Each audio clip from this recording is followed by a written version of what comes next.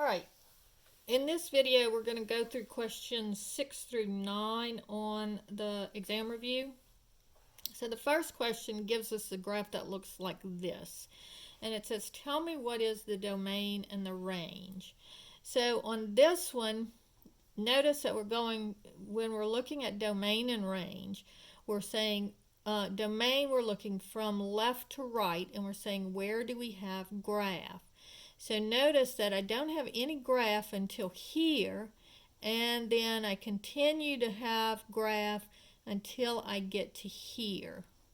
So notice that this point is -1 and this point is 3.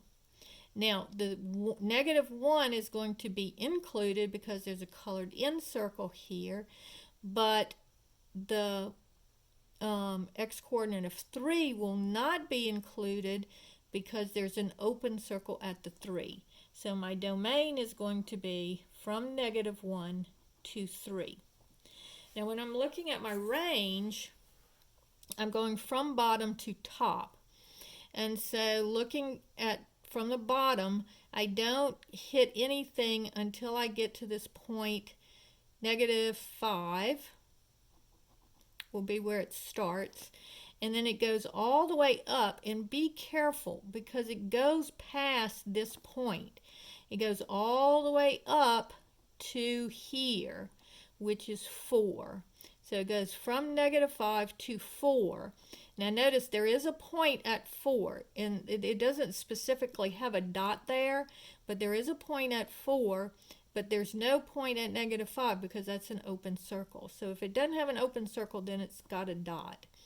And so this one goes from -5 with a parenthesis on the -5 to 4 with a bracket on the 4. So this is a parenthesis. Okay? So that's how you do domain and range. The domain is the possible x values. The range is the possible y values. All right? Now, in problem 7, this is called a piecewise function, and it's the same as what we were doing in question number 2 and 3 in the previous video, except for here we have to decide which function we're going to plug the numbers into. So notice that if the x value is less than 0, so if I have a negative number, I'm going to plug it into this top equation. And then if it's greater than or equal to 0, so if it's 0 or a positive number, I'm going to plug it into the bottom equation. And so for the first one, I have -2. And so for -2, -2 is less than 0, so I'm going to use the top equation because it's negative. And so it would be 2 times -2 minus 3. So 2 times -2 is -4 minus 3 equals -7. So the answer to this first part would be -7. Now if x is 0, notice that the equal to sign is on the bottom equation. So it's equal to 0, I'm going to use the bottom equation. So this would be 4 times 0 plus 5 would be 0 plus 5 would be 5. And then finally, f of 1, again, 1 is bigger than 0. So I'm going to use the one that's greater than 0. Because it's a positive number, I'll use the bottom equation. So that would be 4 times 1 plus 5, which would be 4 plus 5 would equal 9. So the answer to the last question would be 9. All right? Then we're looking at where is a function increasing and where is it decreasing. So as I go from left to right, notice that it's increasing here.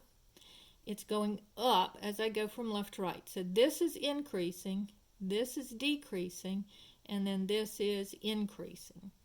So notice it increases until my x-coordinates, I'm looking at my x-coordinates. So it's increasing here. And then it's going to decrease until I get to this little bottom point here. And that's at -1/2. So it'll be decreasing here. And then it's going to be increasing from then on. And so if I look, where is it increasing? it will be, and remember, negative infinity is over here and infinity is over here. So this is 3, and then this point here is negative 1/2. And so it's increasing from negative infinity until my x-coordinate is 3. And remember, on these, you're always looking at your x-coordinate. And then union, it's increasing here too. And so it's going to be from negative 1/2 to infinity. Then it's decreasing just in this little area here between 3 and negative 1. So it's going down during this interval here. So from 3 to negative 3, sorry, I forgot to put my negative on the top one too. So from negative 3 to negative 1/2. Okay, and there are never brackets on the increasing and decreasing questions. You never have brackets. It's always parentheses, because at this point it's neither increasing nor decreasing. This is the point where it's turning around. All right, and then we have our toolkit graphs, and we have to match the graph with the function. And so this is the reciprocal squared function. So this would be f of x is equal to 1 over x squared. This one is the reciprocal function. So it would be f of x is equal to 1 over x. This is your linear function. So f of x is equal to x. This is your square root function. F of x is equal to the square root of x. This is your quadratic function. F of x is equal to x squared. This is your cubic function. F of x is equal to x cubed. This is your absolute value function. F of x is equal to the absolute value of x. And then finally, this is your cube root function. So f of x is equal to the cubed root of x. So remember, the cube root and the cubed look very similar, except for this one, it looks tall and this one looks wide. And then your square and your square root function look very similar, except for you don't have this bottom part to it. And then your reciprocal functions both look very similar. Only the square one, just like x squared, is in the first and second quadrant. 1 over x squared is in the first and second quadrant. And just like f of x is equal to x is in the first and third quadrant, 1 over x is also first and third quadrant. And then remember, the absolute value has 2 lines here, 2 lines here. Okay?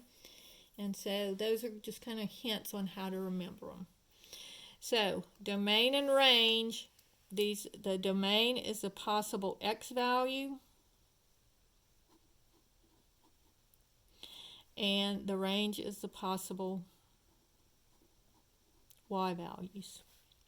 When you're doing the piecewise functions, you have to look at what range you're in. You look at your value for x and you see, is it in this range or in this range? And that tells you which function to plug it in. When you're doing increasing and decreasing, remember it's always going to be parentheses. It's never going to be brackets. And you're looking to see, and it always goes to the x-axis. Don't look at the y-coordinates at all here. Look only at the x-coordinates. And then make sure that you know these toolkit functions. It is very important that you know those.